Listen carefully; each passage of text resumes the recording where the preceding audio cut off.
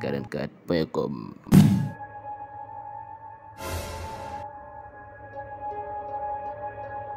ñun ñoo ko organisé man maay président parti Awalé yàlla dogal aussi ma déclaré sama candidature pour élection présidentielle yi nga xam ne mooy am Sénégal ci 2024. lan moo tax ñu woote ko ñaari raison mën nañu wax ne moo tax bu njëkk bi dañu jàpp ne parti politique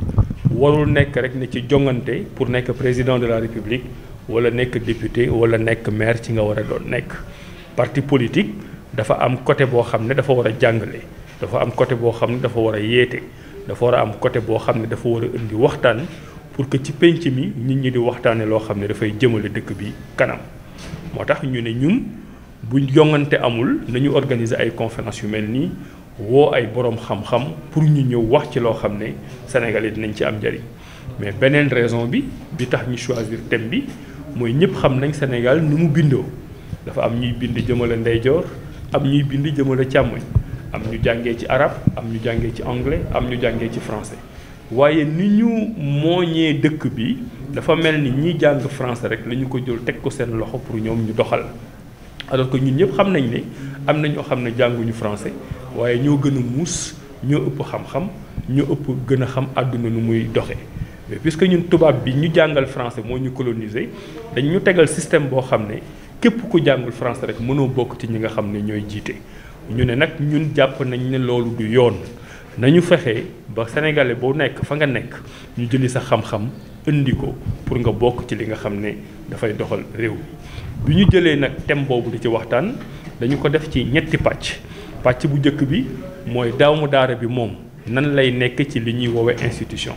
institution mooy fa nga xam ne fa la ñuy toggee di nas di nocci ñu jox leen ci rek benn exemple tey constitution Sénégal dafa wax ni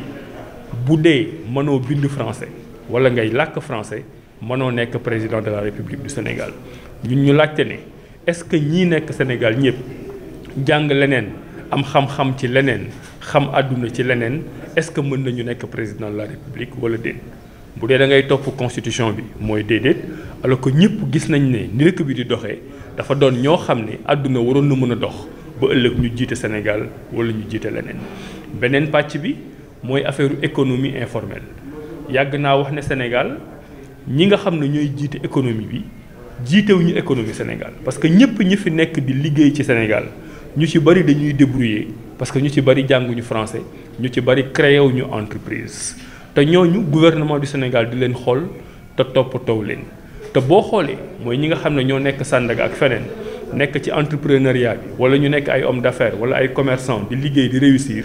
ñooñu ñu ci bëri leneen la ñu jàng ñooñu ñu ci bëri ay doomu daara la ñu jàng te ñoom ñoo gën a réussir sax ñi nga xam ne dañu jàng économie wala ñu nekk ay entrepreneur ñoo xam ne français lañ jàng.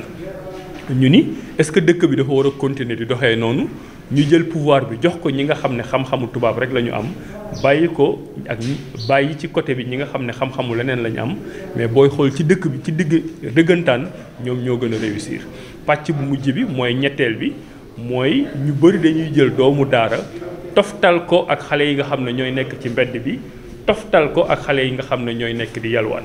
ñu ne loolu nañ ci waxtaan ba nga xam ne lépp lu ñuy taxal doomu daara ñu def ay proposition dindi ko ci loolu lépp loo xam ne mën nañ ko ci def pour mu gën a ñoŋ ñu def ay proposition yooyu yëpp nag boo ko boolee li muy wane rek mooy Sénégal waruñu xeeb kenn waruñu xeeb xam-xamu kenn waruñu xeeb ku jàng arabe waruñu xeeb ku jàng anglais waruñu jël ñi jàng français teg ko ci kaw ñeneen dëkk pour mu développer ku nekk la nga xam ne fa nga juddoo ci dëkk bi bokk fa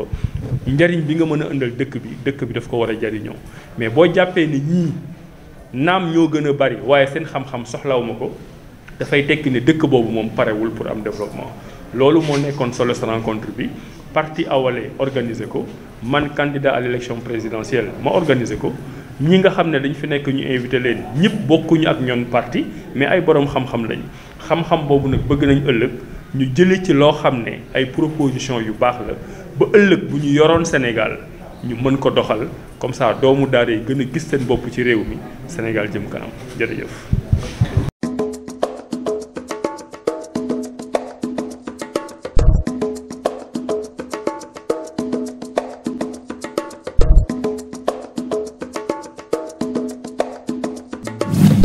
la Senactu 44.com.